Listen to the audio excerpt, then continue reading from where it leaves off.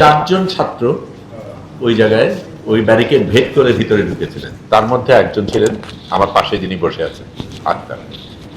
এবং এই চারজনকে ঘিরে এতগুলি পুলিশ মিলে এই চারজনের প্রতি যে হামলা করলো, সেখানে আমরা ছিলাম। আমার সহকর্মী দিলাফরোজ মুনিয়া সেদিন আহত হয়, আরো অনেকেই আহত হয়েছে। কিন্তু তারপরে সেটা আমি একটা প্রতীকী জায়গা বলছি, কিন্তু কারণ সেই দিন এই চারজন ব্যক্তি এত বিশাল একটা পুলিশের বহরকে ভেদ করে ওখানে কিন্তু প্রতিবাদ করেছে।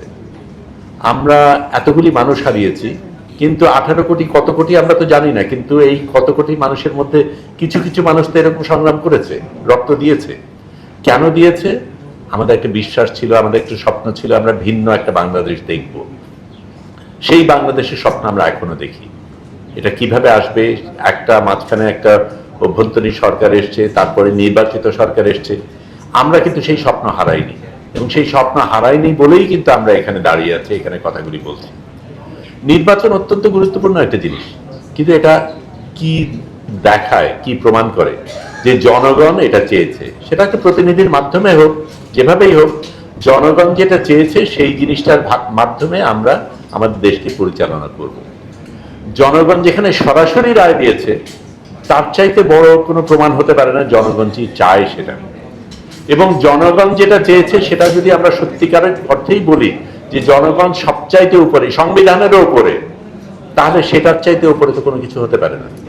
সেই জিনিস জনগণ চেয়েছে, এবং এটা হতেই পারে যে জনগণ যেখানে চেয়েছে সেখানে আপনার আমার প্রত্যেকের মত মিলবে না, দ্বিমত থাকবেই।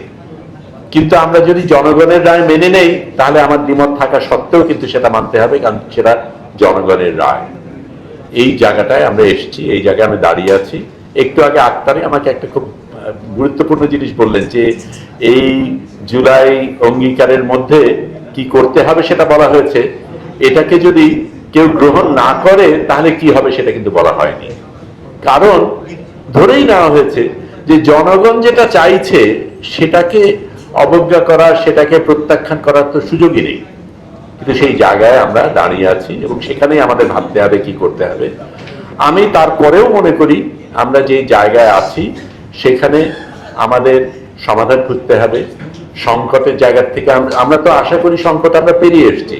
যেই কঠোর খুন, মানে ভয়াবহ জায়গা আমরা উত্তরণ করে এসেছি, সেই জায়গায় আমরা ফিরে যাব কেন? আমরা সেটা চাইবো। আমরা এখন ভালো বাংলাদেশ দেখতে চাই, ভিন্ন বাংলাদেশ দেখতে চাই। যেই স্বপ্নগুলি আমরা দেখেছিলাম সেগুলি বাস্তবায়ন হবে সেটা আমরা দেখতে চাই, এবং সত্যিকার অর্থে আমাদের নির্বাচিত সরকার আমাদের সেই বাংলাদেশ দেবে সেটা আমরা আশা করি।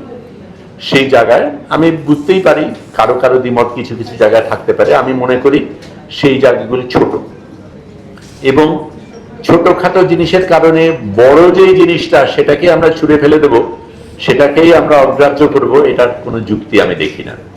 আমরা এখানে যারা বসেছি তারা নাগরিক সমাজের প্রতিনিধি হিসেবে বসেছি, কিন্তু আমরা শুধু এইখানে যারা আছে তারা না, আমরা সারা দেশের মানুষ কি চায় সেটার প্রতিনিধিত্ব করছি। কারণ তারা কিন্তু সেই রায় দিয়েছে। এই নির্বাচনের মাধ্যমে বাংলাদেশের অধিকাংশ মানুষ খুব সুস্পষ্টভাবে বলেছে এটা আমরা চাই, এবং আমরা যদি নিজেদের জনগণের প্রতিনিধি হিসেবে দেখি তাহলে সেটাকে সম্মান করা আমাদের দায়িত্ব, আমাদের অঙ্গীকার। এবং সেই আমরা দুটো শপথ নেওয়া হয়েছে, তার মধ্যে কেউ কেউ একটা নিয়েছেন, কেউ কেউ একটা নেননি, কিন্তু যেই শপথ নিয়েছেন সেই শপথের মধ্যেই আছে আমি কিন্তু জনগণকে প্রতিনিধিত্ব করছি, এবং জনগণের স্বার্থ, দেশের স্বার্থকে আমি সুরক্ষা করব। সেই জিনিসটাই আমরা আশা করছি। আপনারা সকলে এখানে এসছেন। আমার মনে হয় আমরা যেই কথাটা একবার জুলাই মাসে বলেছি, অগাস্ট মাসে বলেছি, সেই জিনিসটা ভিন্নভাবে আবার বলা দরকার। রক্তাক্ত ভাবে না, প্রতিবাদের স্বরে, যুক্তির মাধ্যমে, এবং সেটাই আমরা চেষ্টা করছি। এখন আমরা বলছি শোনার মানুষ আছে কিনা সেটাই প্রশ্ন। ধন্যবাদ। অনেক ধন্যবাদ। চমৎকারভাবে